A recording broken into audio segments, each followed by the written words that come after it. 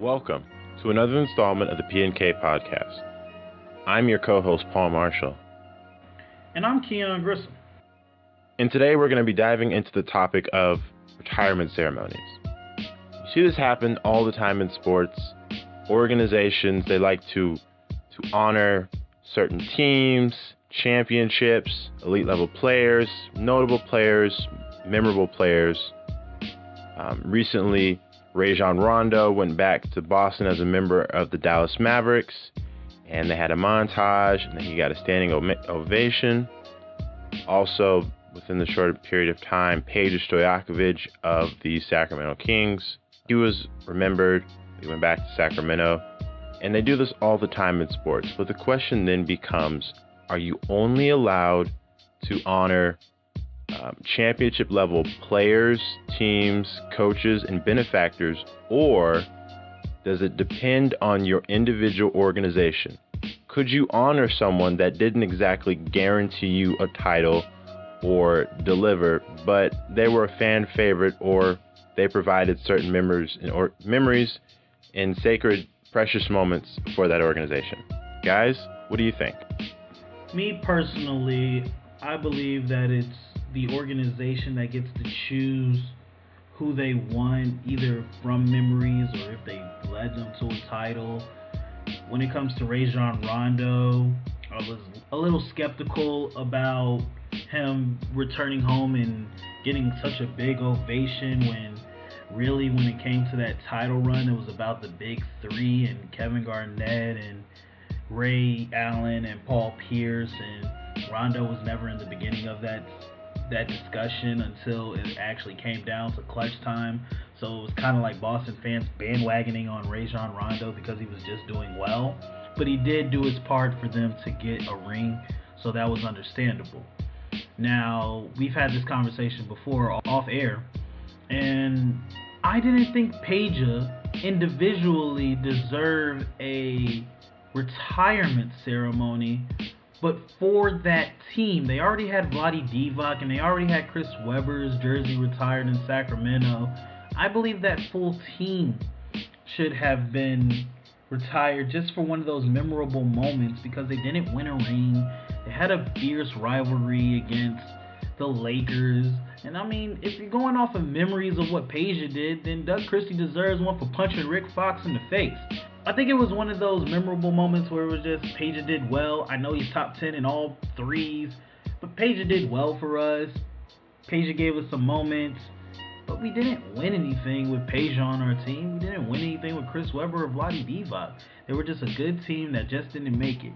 And for that, other teams can do that, and you would wonder why. Portland Trailblazers had a fierce rivalry with the Los Angeles Lakers.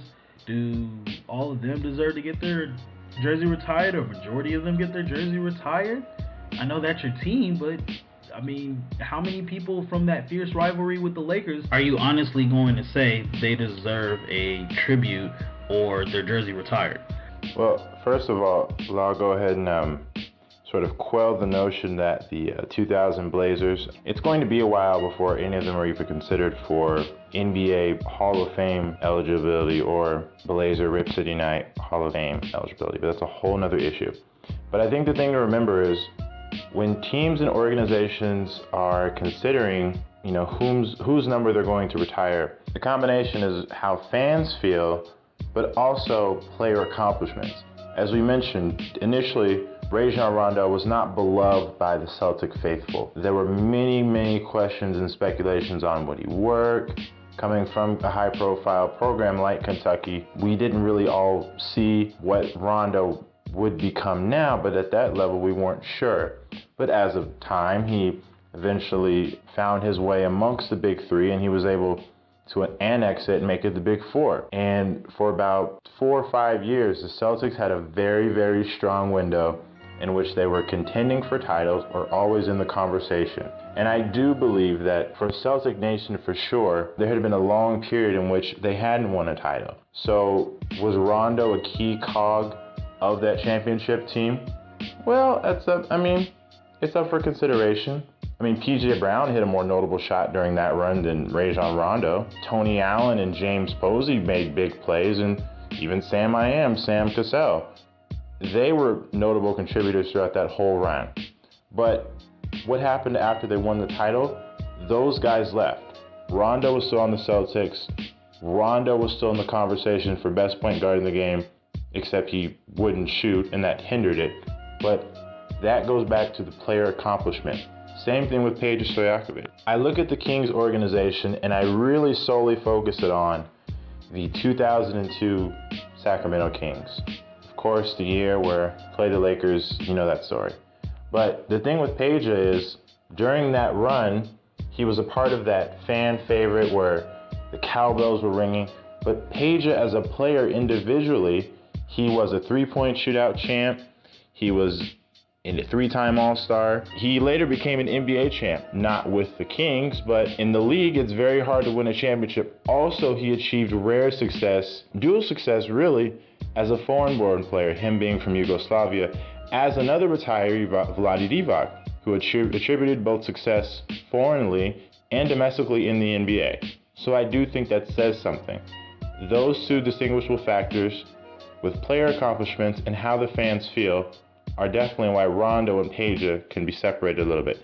Now, I do agree, that team, perhaps that era, you could definitely honor. Maybe on one of those nights you could say, you know, we were the Pacific Division champs for the 2001-2002 NBA season, and you could maybe bring back some of the band. But you also have to be honest with yourself.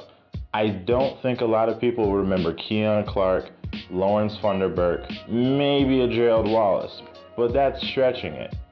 So I think in those kind of situations, you have to do the quick hitters. Now, I do agree, Doug Christie, Mike Bibby, maybe potentially Bobby Jackson, those are phone calls I think should be made by the Kings organization. But I really think when teams and organizations are choosing this, are teams part of the conversation? Sure. But it's really about, in the moment, how do the fans feel? And were the players' accomplishments, are they valid enough to stand on their own? I think those are two contributing factors when considering retirement ceremony. I understand a fan's love for a specific player, which could probably get recognition to get their jersey retired or a tribute. But individual success, I don't think should be acknowledged to a certain degree of what they've done outside the team. All-Star awards are All-Star awards for a reason. That doesn't do anything for my franchise. That's an individual thing just for yourself. So 3-point championships, I don't really care if I'm a owner or GM or president of a team. You see, Spud Webb won a dunk contest for the Atlanta Hawks. I doubt that he will get his jersey retired for that, though. He got his little praise, his 15 minutes, and that was it. I understand Peja was a foreign player, but still, once again, that's away from the Sacramento Kings organization.